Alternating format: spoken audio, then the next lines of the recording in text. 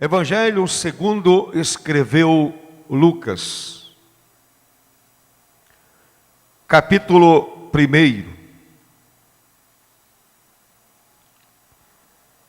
iniciando com o verso 8 até o verso 17. Lucas, capítulo 1, de 8 a 17.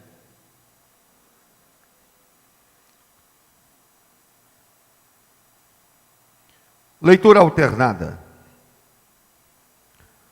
Ora, aconteceu que, exercendo ele diante de Deus o sacerdócio na ordem do seu turno, coube-lhe por sorte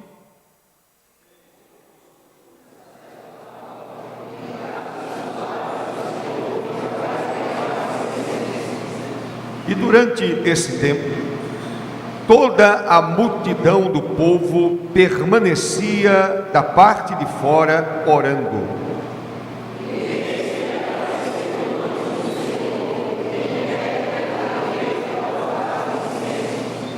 Vendo-o, Zacarias turbou-se e apoderou-se dele o temor.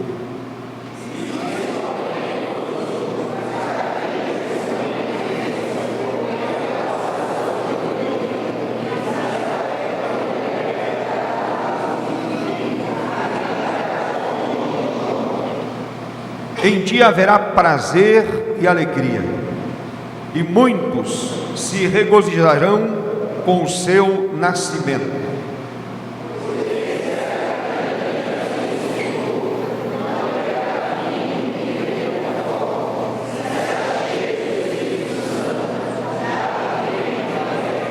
E converterá muitos dos filhos de Israel ao Senhor, seu Deus.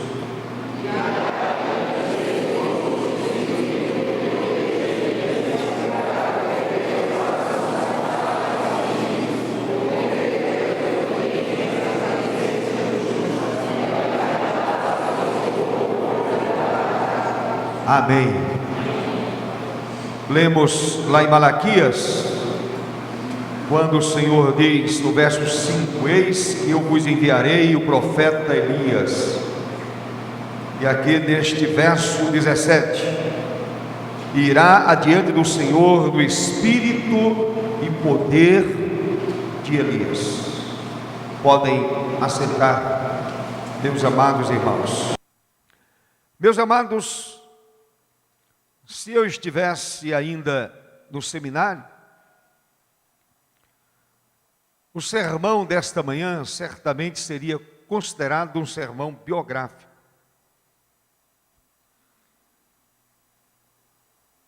Eu estarei falando sobre uma pessoa conhecida de nós,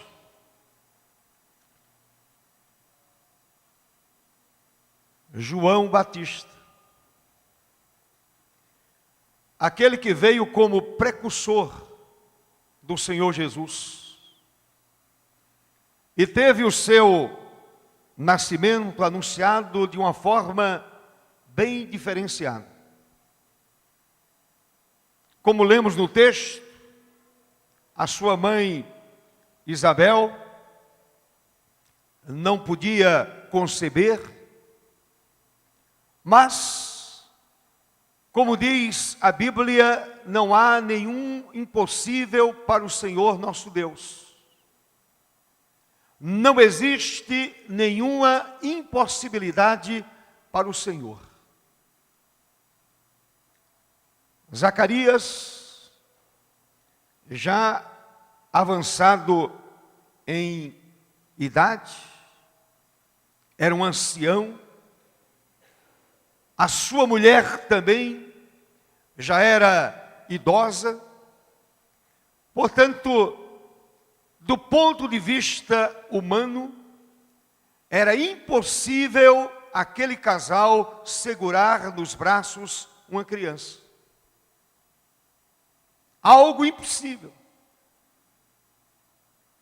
Seria, meus amados, mesmo nos dias de hoje, algo impensável Uma mulher, digamos assim, com mais de 80 anos, beirando os 90 anos. Um homem com mais de 90 anos, segurando o próprio filho. Isto é uma impossibilidade. Todavia, para o Senhor, não. Para Deus, não. Não existe nenhuma barreira para o Senhor. Não existe nada que o Senhor não possa fazer. Absolutamente nada. Nada impede a ação poderosa de Deus. Nada dificulta o agir do Senhor. Nada mesmo. Portanto, eu quero nesta manhã falar sobre João Batista.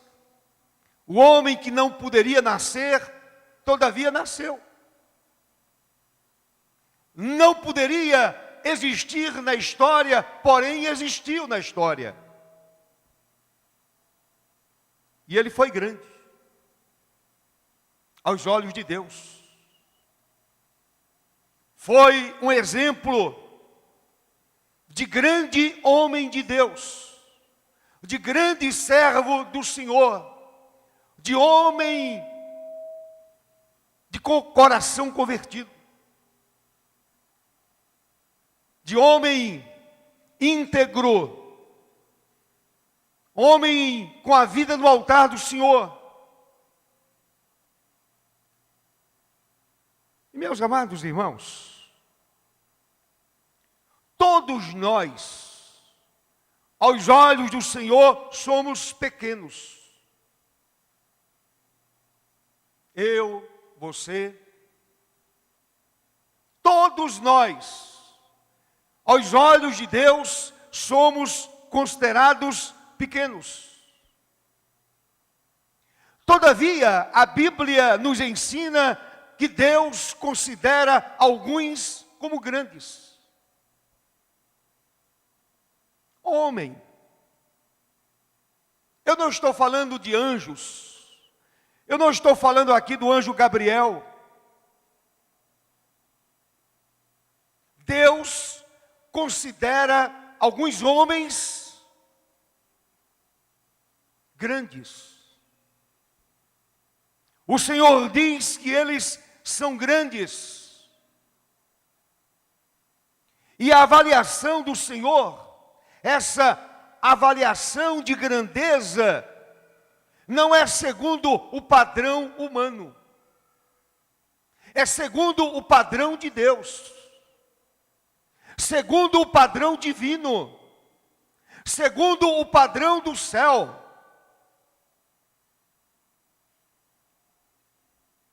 A avaliação humana, é muito capenga.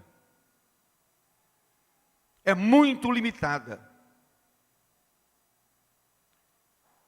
Na avaliação segundo o padrão humano, quem são os grandes? Segundo a avaliação dos homens, quem pode ser considerado grande? Uma pessoa que se destaca. Uma pessoa que se destaca pela sua inteligência, pela sua capacidade profissional, artística, cultural e por aí vai. Na avaliação dos homens, os grandes são os soberanos, os príncipes, os conquistadores, Napoleão Bonaparte, o grande conquistador, Gengis Khan, o grande conquistador. E a história vai mostrando tantos nomes, tantos conquistadores que passaram para a história e ficaram conhecidos. E aí você vai e procura um aluno do ensino médio, E ele vai conhecer os grandes da história. Os conquistadores, os grandes generais, os grandes militares, os grandes estadistas, os grandes esportistas. Quem não conhece Pelé no mundo inteiro? Recebido por reis, rainhas, pelo próprio Papa, conhecido no mundo inteiro, a ponto de, numa certa ocasião, parar uma guerra. Importante, o rei Pelé parou uma guerra na África, uma guerra civil. Aquela guerra foi cessada, houve uma trégua para que acontecesse a partida de futebol. Em outra oportunidade, Pelé foi expulso de campo e o rei estava lá na tribuna vendo o rei Pelé jogar e perguntou: o que aconteceu? Pelé foi expulso. Conhecido, reconhecido, ovacionado no mundo inteiro. E aquele homem que estava lá na tribuna disse: não pode. Eu vim aqui vê-lo jogar. Então tira o juiz e manda o Pelé voltar para o campo. Ele já estava no vestiário, tirando a sua roupa, tirou a chuteira, meião, as ataduras. Naquela época se usava. E alguém desce correndo e diz: põe tudo de volta e volta para o campo de jogo. Esses são conhecidos, os grandes pensadores, os filósofos. Quem nunca ouviu falar de Sócrates, de Platão, de Aristóteles, dos grandes pensadores, os grandes escritores, por exemplo, Jorge Amado, e por aí vai. Tantos escritores famosos, conhecidos, grandes diante dos homens, os grandes cientistas, os políticos, professores famosos, grandes empresários, profissionais liberais de destaque e outros. E eu poderia passar a manhã inteira falando sobre esses homens, grandes aos olhos humanos, grandes aos olhos dos homens, porém muito pequenos aos olhos de Deus, pequenos demais. Esse padrão de grandeza, meus amados, não é reconhecido por Deus, não é reconhecido no céu. O céu não reconhece como grandes aqueles que alcançam grandes coisas somente aqui na terra. O céu reconhece como grandes aqueles que alcançam grandes coisas para Deus, para o Senhor. Esses são considerados grandes para o Senhor nosso Deus.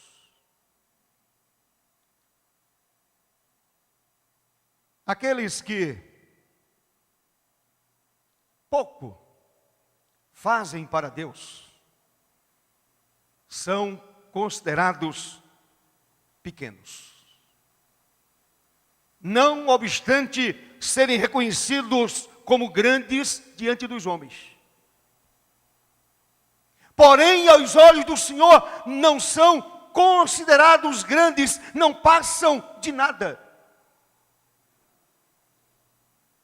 São vidas sem nenhuma expressão diante de Deus. Conquistaram tudo na terra. Tiveram tudo na terra. As mãos foram beijadas. Os pés foram beijados. O mundo caiu aos pés desses indivíduos. Porém, aos olhos do Senhor, são pequenas criaturas, como um pingo no oceano. Pequenos demais. Não impressionam a Deus. Não impressionam o coração de Deus. Não conseguem de forma nenhuma impressionar o coração do Senhor. Eu li uma frase que dizia assim: faça grandes coisas para Deus. Para Deus. E espere grandes coisas de Deus. Amém, meu irmão? Faça grandes coisas para Deus e espere grandes coisas de Deus. Estudando a vida de João Batista, descobrimos que ele foi grande diante de Deus.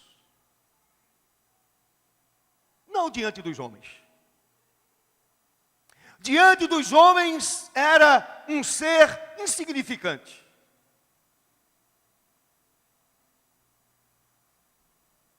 Não representava absolutamente nada. Quem era João Batista? Um João ninguém.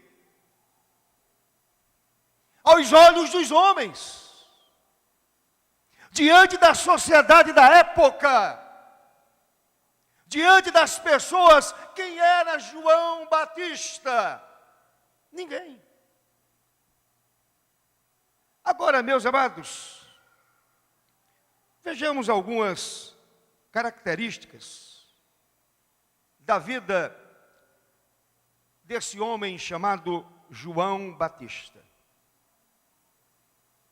Como disse, não era grande perante os homens. Primeira coisa que eu quero destacar: não era grande perante os homens. Vejam bem, observem uma coisa, olhem aqui para mim. Não havia alguém mais obscuro naqueles dias do que ele. Vou repetir. Não havia alguém mais obscuro naqueles dias do que ele. Nascido de um casal obscuro na região montanhosa da Judeia. Quem era João Batista? Nascido de um casal obscuro, morava numa região obscura, nas montanhas lá da Judeia.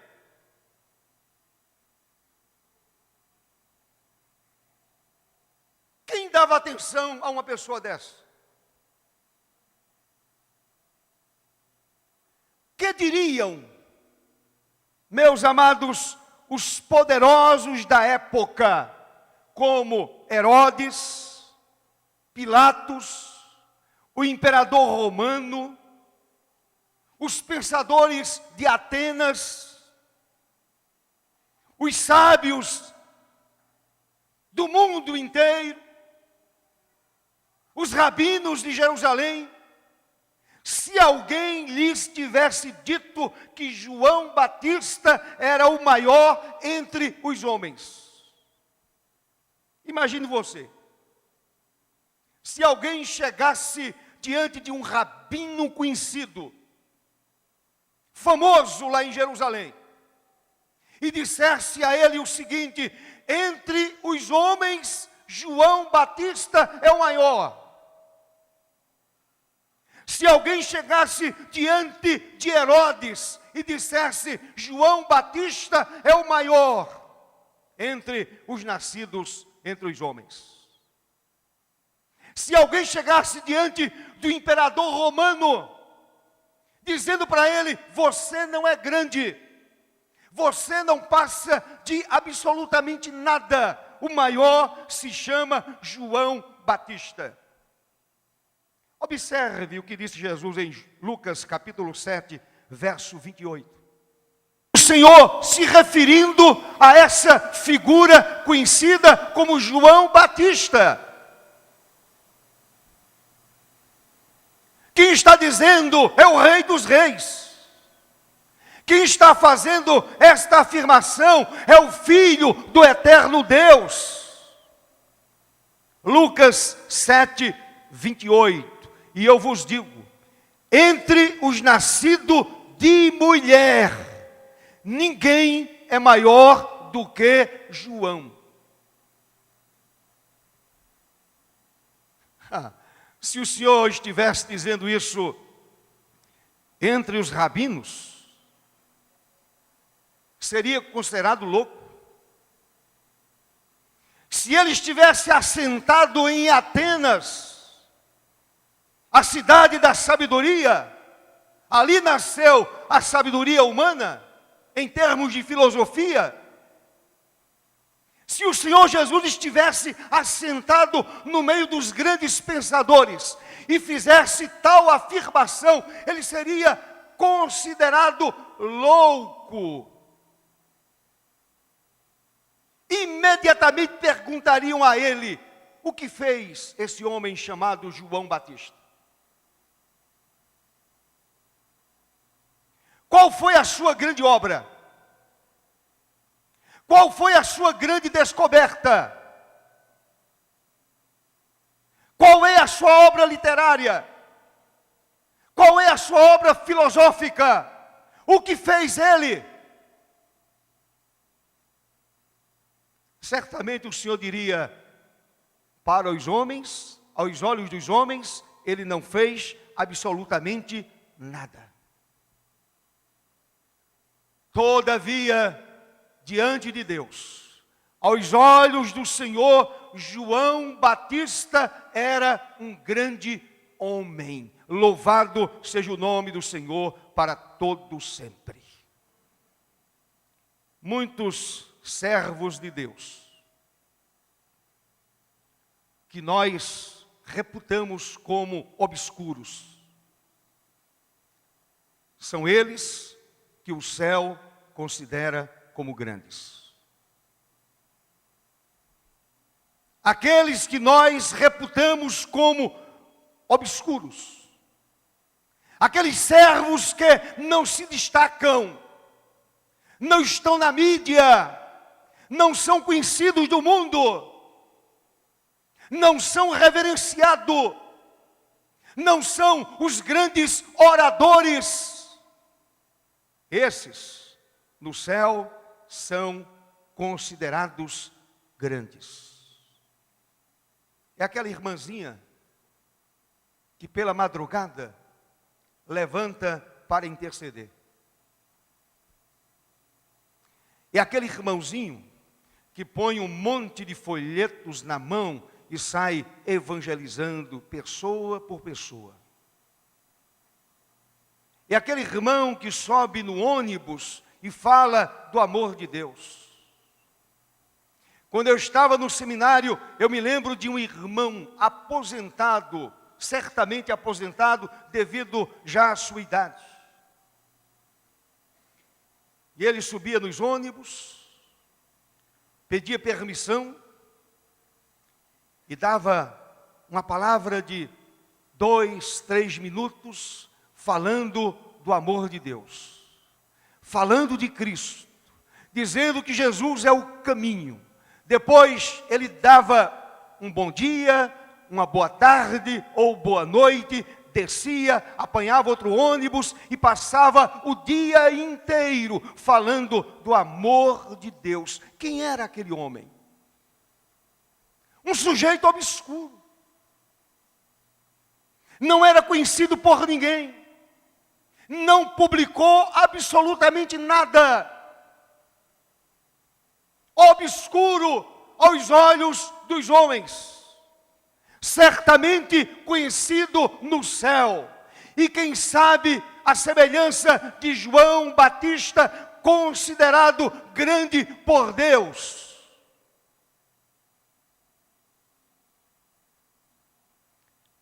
Quem conhecia uma velhinha pobre, doente, carente de tudo, que morava num casebre no interior de Sergipe. Eu a conheci. Que mulher extraordinária.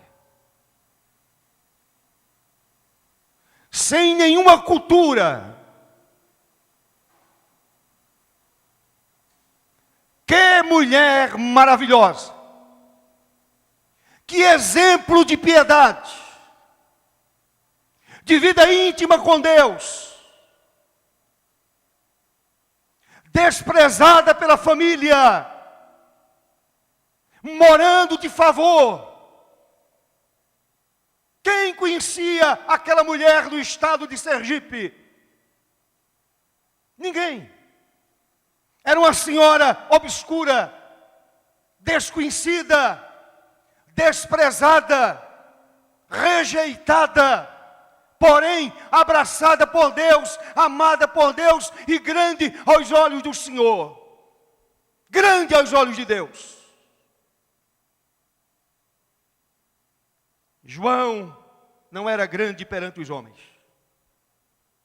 Mas o Senhor Jesus disse: eu vos digo, entre os nascidos de mulher, ninguém é maior do que João. Filho de um casal obscuro. Um homem obscuro, todavia reconhecido por Deus. Reconhecido aos olhos do Deus Todo-Poderoso. João era como seus pais, justo perante Deus. O verso 6 do capítulo 1 do Evangelho de Lucas, o texto que nós lemos, afirma que os pais de João Batista eram justos. Os pais dele eram justos diante de Deus. Meus amados, João Batista nasceu no lar temente ao Senhor. Olhava para sua mãe e via na figura de sua mãe uma mulher totalmente consagrada a Deus. Olhava para o pai e via nele um exemplo de vida temente ao Senhor. Ambos eram justos diante de Deus. João Batista nasce nesse ambiente de temor a Deus, de consagração a Deus, de vida de intimidade com o Senhor. Deixe-me dizer uma coisa a você, meu irmão, dizer uma coisa a você, minha irmã. Ninguém pode ter o favor de Deus. Ninguém pode receber o favor de Deus sem andar de forma irrepreensível em todos os mandamentos e preceitos do Senhor. Ninguém receberá o favor do Senhor. Ninguém receberá o olhar benevolente do Senhor se não andar de maneira irrepreensível diante dele.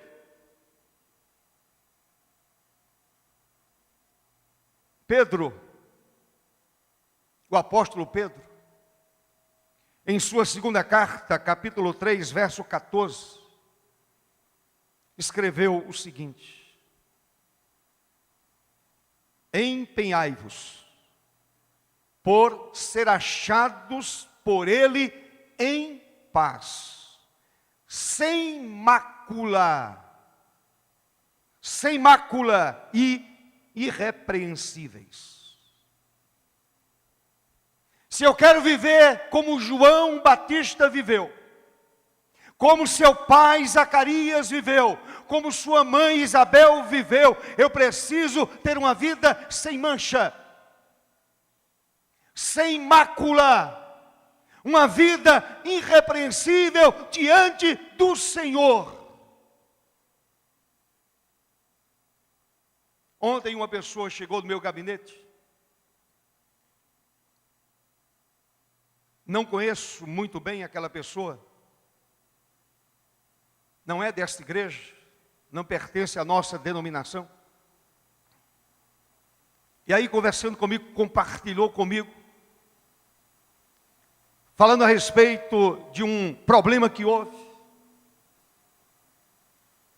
que envolveu a sua vida. E ele me disse: pastor, o que mais dói no meu coração é que aquela pessoa se diz cristã. Como doeu na minha vida. Portanto, aquela pessoa está manchada, não possui uma vida irrepreensível. E não possuindo essa vida irrepreensível, essa pessoa não consegue chamar a atenção de Deus para a sua vida. Os olhos do Senhor não estão voltados para Ele neste sentido de vê-lo como grande aos olhos do Senhor. O apóstolo Paulo, escrevendo a sua carta aos Efésios, afirmou o seguinte: assim como nos escolheu nele, antes da fundação do mundo. Aí Paulo completa: para sermos santos e irrepreensíveis perante Ele. Santos, uma vida exemplar, uma vida digna perante Deus, perante o Senhor e em amor. Efésios 1, verso 4. João Batista era um homem cuja vida era irrepreensível. Leia toda a história de João Batista e veja se você encontra alguma mancha, alguma mácula. Uma vida que precisava ser repreendida, exortada a viver uma vida exemplar. A palavra diz que João Batista era tão justo quanto seus pais. Vida irrepreensível diante do Senhor. Vida exemplar diante do Senhor. João foi corajoso e fiel até a morte. É outro ponto que eu quero destacar. João foi corajoso e fiel até a morte. Não era uma cana agitada pelo vento. Era firme, resoluto, determinado, focado. Seu alvo era o Senhor. Não era uma cana agitada pelo vento, ora em pé, ora caído. Ora cheio de ousadia, de repente acovardado. Não era uma cana agitada pelo vento. E o Senhor Jesus faz esta colocação lá em Mateus capítulo 11, do verso 7 ao verso 9. Jesus fala sobre João Batista desta maneira: ele não era uma cana agitada pelo vento. João Batista não somente, meus amados, trovejava contra o pecado, como lemos no Evangelho de Mateus. Ele denunciava o pecado dos indivíduos, trovejava contra o pecado, mas também selou seu testemunho com seu próprio sangue. Trovejava contra o pecado. Herodes, você está errado. Não importa importa se você manda aqui.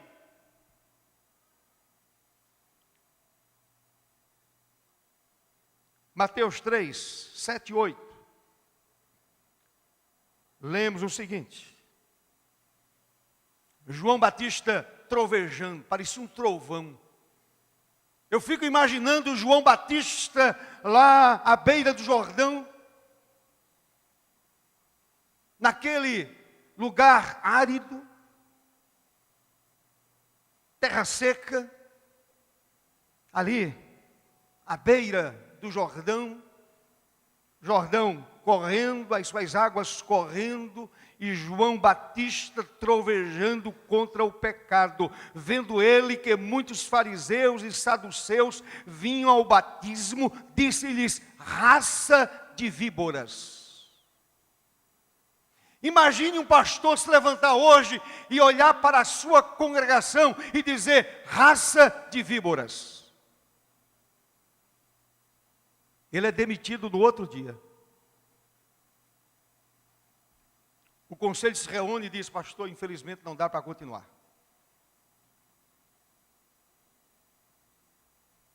Se falar muito contra o pecado, não é bem aceito. O sermão hoje tem que ser politicamente correto. Precisa agradar ao ouvido, massagear o ego, torna o culto algo agradável. João Batista não pensava assim. Estavam chegando fariseus, saduceus, e ele parou e disse: raça de víboras, quem vos induziu a fugir da ira vindoura? Produzi, pois, frutos de arrependimento. Trovejava contra o pecado, mas também selou seu testemunho com o seu próprio sangue. E a gente conhece a história. Mateus 14, de 1 a 10, conta essa história. A filha de Herodias, depois de dançar diante de Herodes, agradou aquele homem, uma mulher nova, bonita. Ele já tinha um caso com Herodias, que era sua cunhada, e João Batista trovejava contra essa situação, e aquela mulher agradou, aquela dançarina agradou a Herodes. E a mãe daquela mulher age de uma forma maligna. Herodes, para tê-la, diz a ela o seguinte: me peça o que você quiser. Se você quiser a metade do meu reino, eu darei a você. Ela corre para a mãe, vai se aconselhar com a mãe. O rei Herodes me ofereceu uma fortuna. O que eu faço? Qual é a minha posição? Aquela mulher odiava a João Batista, porque João Batista dizia a Herodes: não te é lícito possuir a mulher do teu irmão, a tua cunhada. Você é um adúltero. João trovejava. A mãe, malignamente, diz a ela: minha filha, que boa ocasião, eu vou me livrar para sempre desse homem chamado João Batista. Ele tem pegado no meu pé, ele tem falado contra o meu pecado, não posso aceitar mais isso, portanto, peça a cabeça de João Batista. E ela pede a cabeça de João Batista. Herodes tinha certo respeito a João Batista, o considerava como profeta. Naquele momento ele temeu, mas deu a ordem. O carrasco decapitou o profeta e pôs a cabeça num prato e entregou à jovem. Que coisa macabra! numa festa, num banquete, num momento de dança, de folguedo, de bebida, de luxúria, de repente entra aquele homem com a cabeça de João Batista num prato. Assim ele selou o seu testemunho com o seu sangue. Não recuou, não abriu mão de suas convicções. João Batista trovejava contra o pecado e selou o seu testemunho com o seu próprio sangue. O homem grande diante do Senhor é aquele que não é omisso no seu papel de trovejar contra o pecado, mesmo que isto custe a sua própria vida. Um grande teólogo alemão levantou-se contra o nazismo. Foi morto, mas não abriu mão de suas convicções. Hitler o levou à prisão e depois decretou a sua morte. Porém, ele não abriu mão de suas convicções. Ele não perdeu o foco. Continuou trovejando contra aquelas injustiças praticadas pelo nazismo, pela falta de liberdade.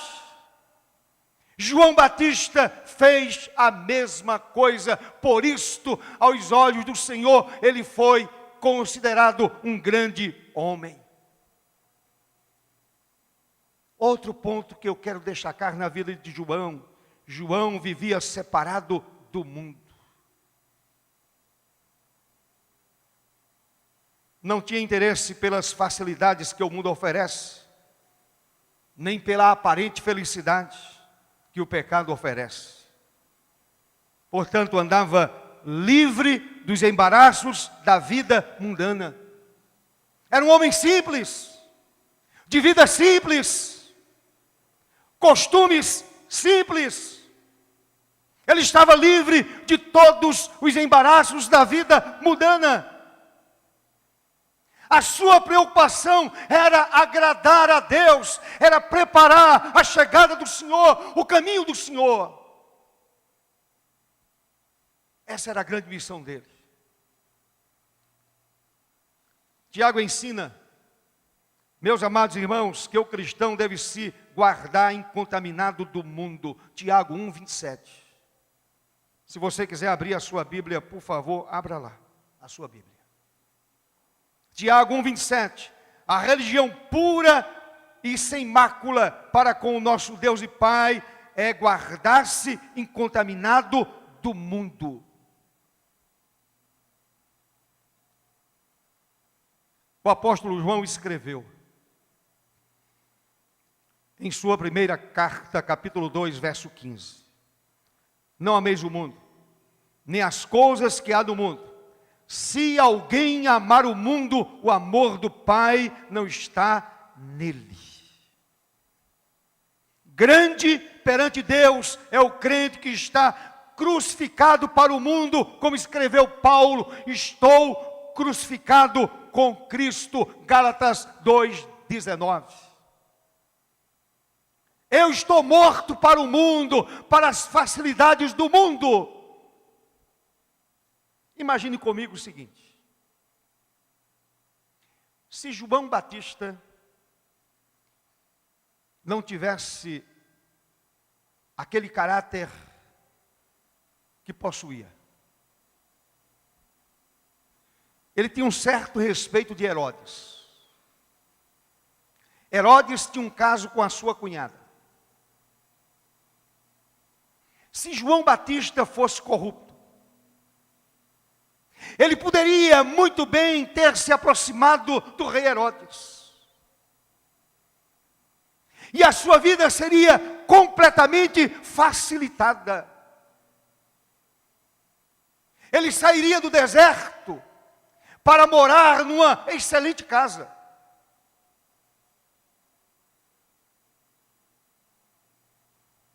ele deixaria de comer gafanhoto com mel silvestre para comer à mesa do rei Herodes. Ele estaria recebendo do melhor, usufruindo do melhor. Mas João Batista, como estou dizendo desde o início, ele não perdeu o foco. Ele resolveu ficar separado dessas coisas.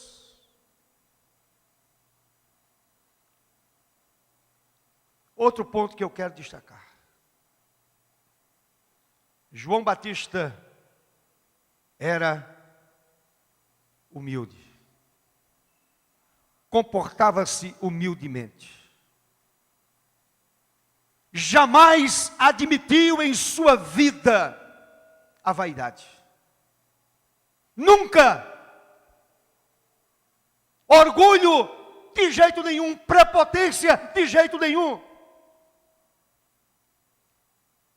Nunca se mostrou orgulhoso com seu ministério. E vou dizer uma coisa a vocês, o ministério de João Batista foi um ministério iluminado pela glória do céu. Iluminado pela glória celestial.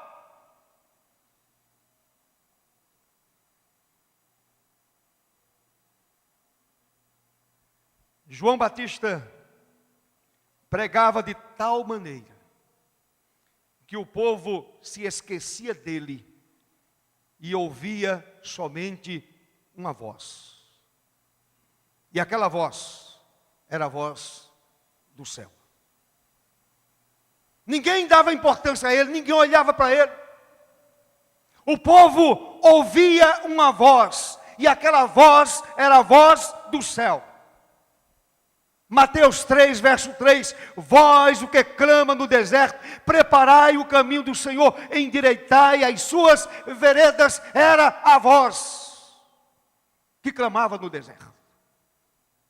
Não era Frank Sinatra não, que conheceu a ribalta, a glória, a honra humana, conhecido como a voz. Esse não, era conhecido por Deus, reconhecido pelo céu, reconhecido pela glória celestial. Era a voz que era ouvida no deserto, preparando o caminho do Senhor, preparando a chegada de Jesus. Eu fico impressionado hoje, meus amados. Quantos pregadores que fazem desta plataforma algo para a sua promoção pessoal, para a sua glória pessoal, para ser reconhecido, ovacionado, considerado como grande diante das pessoas, diante dos homens, mas de repente pequeno aos olhos de Deus, não passa de nada diante do Senhor. Outro ponto que eu quero considerar. João era cheio do Espírito Santo. Cheio do Espírito Santo de Deus. Lucas registrou a revelação do Senhor sobre a vida abundante, cheia do Espírito do Senhor de João Batista. Pois ele será grande diante do Senhor. Não beberá vinho, nem bebida forte. Será cheio do Espírito já do ventre materno. Pense nisso.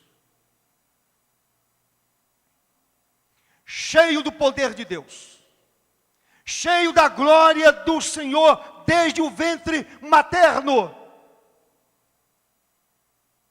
Cheio do poder do Senhor. E converterá muitos dos filhos de Israel ao Senhor, seu Deus. Não era a grandeza da sua própria vontade, de seus planos, de sua eloquência, sabedoria e sua justiça, mas da grandeza de Deus que habitava nele.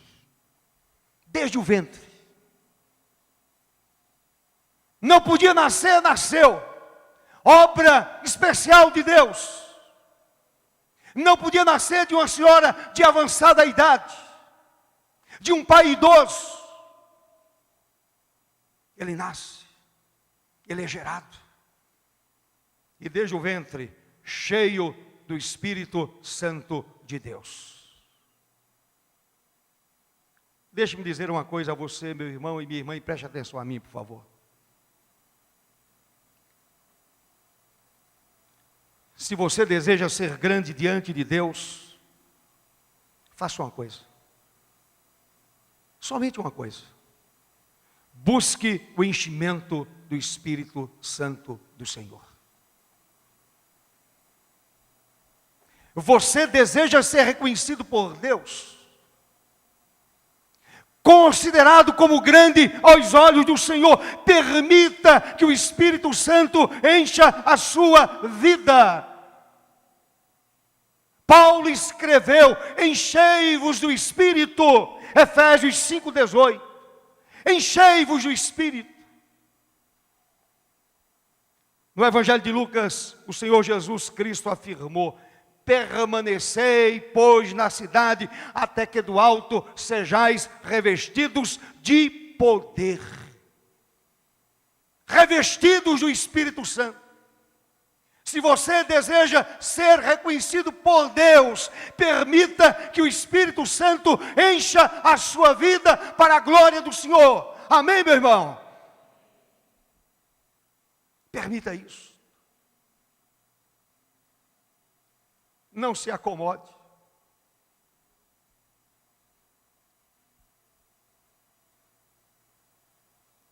Não aceite o mínimo, quando você pode ter coisa maior. Não aceite uma vida medíocre, espiritualmente falando. Queira algo grande para a sua vida. Queira ser grande aos olhos de Deus, mesmo que o mundo não o reconheça. Mesmo que o seu nome não represente absolutamente nada diante das pessoas. Não importa. O importante é diante do Senhor. Importante é aos olhos do Senhor. O importante é diante da glória do Deus Altíssimo. Então permita que o Espírito Santo encha a sua vida. No livro de Atos lemos: mas recebereis poder ao descer sobre vós o Espírito Santo, e sereis minhas testemunhas. O Espírito Santo veio, desceu e continua conosco até a volta de Jesus. Se você deseja ser grande aos olhos de Deus, seja cheio do Espírito Santo. Cheio de Deus. Quando eu li sobre o avivamento das Ilhas Novas Hébridas, eu fiquei impressionado. Duas senhoras da igreja. Uma igreja espiritualmente morta, sem entusiasmo, sem o fervor do Espírito, sem a alegria do Espírito de Deus. Pessoas vazias, vidas medíocres. Mas aquelas duas irmãs eram irmãs em Cristo e eram irmãs. Elas oravam, elas clamavam, elas gritavam, pedindo a Deus que o Espírito do Senhor tomasse aquelas vidas ali. Que Deus levantasse uma pessoa e começasse ali algo novo, algo inédito. E aquele povo fosse fulminado pela graça de Deus, fulminado no sentido de ser cheio do Espírito, tomado pelo Espírito do Senhor. E certo dia, um pregador inglês, que não ia para aquela ilha, houve um acontecimento e ele foi parar naquela ilha. E Deus usou aquele homem de forma extraordinária. E aquela igreja foi visitada pelo Espírito Santo. Aquelas vidas se encheram do Espírito de Deus. E aquelas duas irmãs, aquelas duas senhoras, elas começaram a glorificar a Deus, dizendo: o Senhor ouviu as nossas orações. E aquela igreja morta, sem vida, sem alegria, sem fervor, sem entusiasmo, sem o poder do alto, aquelas vidas foram tocadas poderosamente por Deus. Aquelas vidas foram cheias do Espírito Santo de Deus. Você deseja ser grande? Permita que o Espírito Santo encha a sua vida. E eu quero destacar ainda em último lugar: João Batista produziu fruto para Deus. O homem verdadeiramente grande é aquele que leva pecadores aos pés do Mestre Jesus. Esse é o grande fruto. Lucas 1,16 ensina claramente que João Batista era um ganhador. O texto diz: e converterá muitos dos filhos de Israel ao Senhor seu Deus. Quantas vidas ele ganhou para Deus? Quantas vidas que estavam afastadas do Senhor? Vidas perdidas. Quantas vidas foram recuperadas para Deus, foram ganhas para o Senhor? O escritor de Provérbios, capítulo 11, verso 30, ensina que é sábio aquele que ganha almas. Deixa-me te fazer uma pergunta. Qual foi a alma que você ganhou o ano passado? Se eu dissesse assim: meu irmão, se você ganhou uma vida para Jesus o ano que passou, e essa pessoa está nesta igreja, e se eu dissesse assim: levante e vá abraçar seu pai na fé, ou a sua mãe na fé, você teria filhos? Você teria filhas?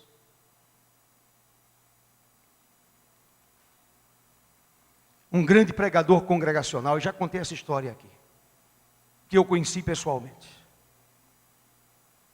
Um homem muito inteligente. Pastoreava a igreja congregacional fluminense lá no Rio de Janeiro. Uma grande igreja. A primeira igreja evangélica a oficialmente entrar no Brasil. Um Dr. Calley, vindo da Ilha da Madeira, depois que lá foi perseguido. E aquele cidadão estava pastoreando essa igreja histórica, que faz parte da história evangélica brasileira. E um dia estava lá um pregador. E o pregador disse o que eu acabei de dizer. Se o seu pai na fé está aqui no templo, se a sua mãe está aqui no templo, levante e vá abraçar essa pessoa. Fique perto dessa pessoa. Meus amados, o reverendo Odilon de Oliveira, ele diz que naquela manhã, ninguém se levantou para abraçar. Estava pastoreando aquela igreja durante tantos anos, mantendo a igreja, pregando belos sermões. Era um maravilhoso orador.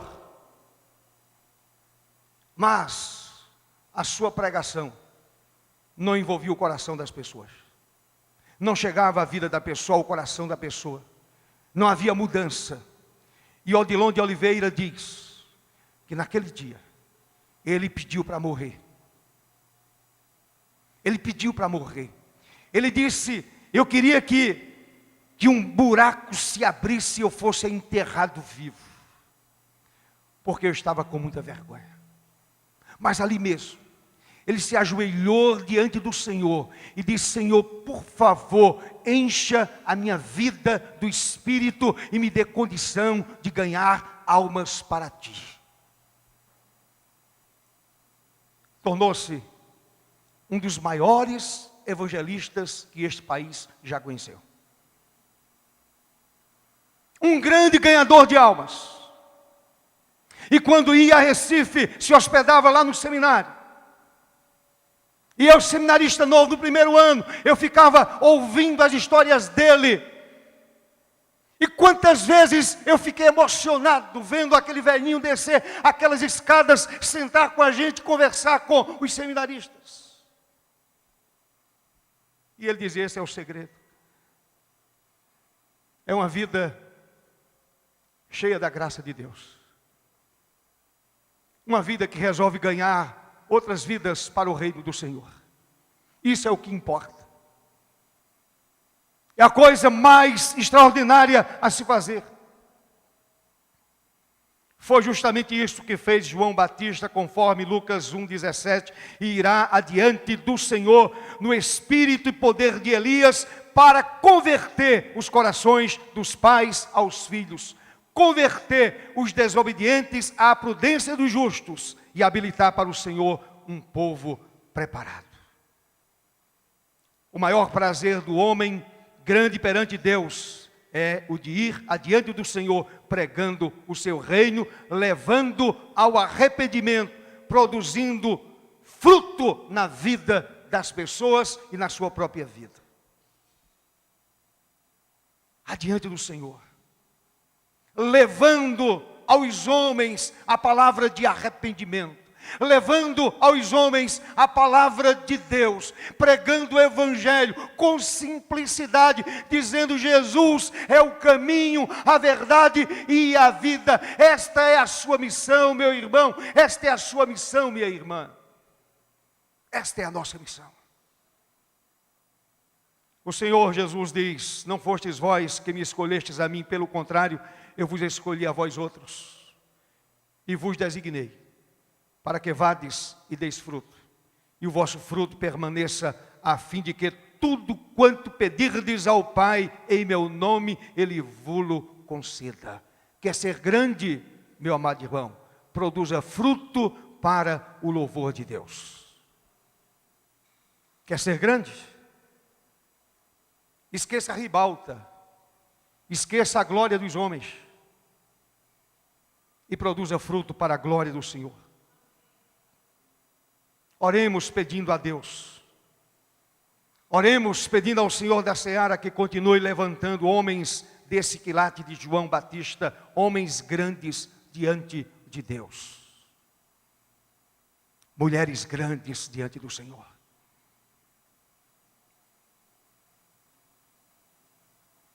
Não adianta os títulos, as glórias humanas, os grandes programas, se as pessoas não forem grandes diante de Deus. Você pode ter tudo isso, mas, antes de tudo, seja grande diante do Senhor. Somente assim, as almas serão ganhas, a igreja se fortalecerá, e o nome de Cristo será glorificado para todos sempre, em nome de Jesus. Amém, meu irmão? Fique em pé, por favor.